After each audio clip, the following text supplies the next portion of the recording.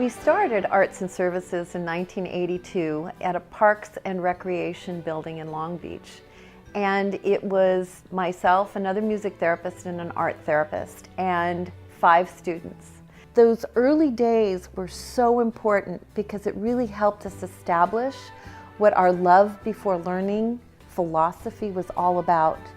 Love before learning means accepting somebody for who they are, respecting them with dignity, making sure that they feel like they belong, that they're productive, that they're safe.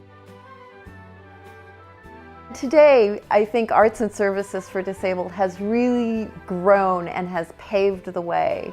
I almost think of it as, you know, the black and white days of those early days, and now we're in full color. First, we want to get the clay ready and making sure there's no air bubbles. I focus on expressive arts therapy. My classes here are visually arts-based, and I work with students primarily in ceramics. Right now we're doing a ceramics mosaic class. Clay is such a tactile material.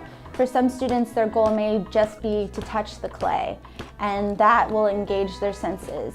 For other students, they might be working more on hand-building techniques to create something more complex.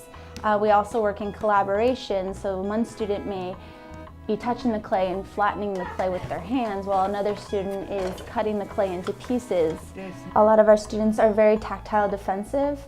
They don't like to touch materials. They're very restrictive in what they will work with. So slowly integrating those materials and allowing them to work at their own level and their own comfort level is very rewarding for the students. Microphone check 1, 2. Welcome to Arts and Services for Disabled. This is where we come in the morning and wait for classes to get started. Our Monday sing-along is a great place to be. As a music therapist, I spend time with students working to achieve non-musical goals through the use of musical interventions.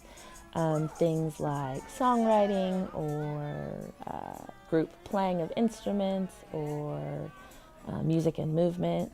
And in that way we can use music, which stimulates a lot of different parts of the brain, to meet goals that might not necessarily be achievable if you were just using words or talking therapy or things like that.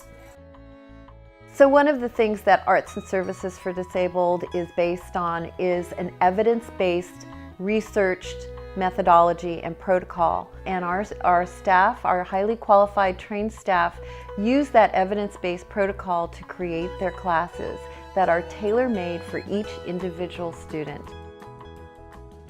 What do you like about being here? Everything. Singing, fun. That's it. Yeah! Party, party. Because it's booyah! Our music therapy internship program is approved by American Music Therapy Association since 1984. So one of the techniques our music therapy interns use is called the neurologic music therapy techniques, helping the student to really improve their gait and their balance by practicing their gait with the rhythms and the music. Some of the ways Arts and Services for Disabled engages with the community is through a micro-enterprise business model, which includes a gift shop, essentially, where our students are making everyday wares that they're making in the studio space, and they're selling via an online gift shop and also a physical gift shop. My grandfather was an artist, so it kind of runs in the family. The exhibits department of ASD is really important because it gives the students a voice. An artist who recently had a solo exhibit is Christina Mariata. She attends our Long Beach program at the Art Center, and she has grown exponentially. The process of art making itself, learning new techniques, learning new mediums, it's allowed her to explore a variety of her interests. It's a way for her to communicate things that she may not be able to communicate as clearly verbally. I draw her. She's a beautiful lady, and she's gonna be happy lady. You make art first you make it for yourself, but you want others to see it, to experience it. You don't want to tuck it under your bed. The students are no different. You know, they want to share what they're doing, and they want to get your feedback. And their work, in whatever way you experience it, I think should be seen, and it should be a part of the larger arts community, not specifically the disabled arts community. I believe that the arts are the bridge. It's the bridge to the future. It's the bridge to human aesthetic. It's the bridge to helping people feel good and to heal and to go places where they've never been able to go before. And I believe that you and the community and anyone else that's got something to give, that has a passion, that has an advocacy, together we can create so many things. And that could be through volunteering, through being on the board of directors, helping with an event.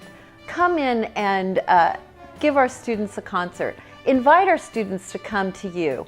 Invite us to come and give a workshop at your school. There are so many different places where we can go. The arts are the way to the future.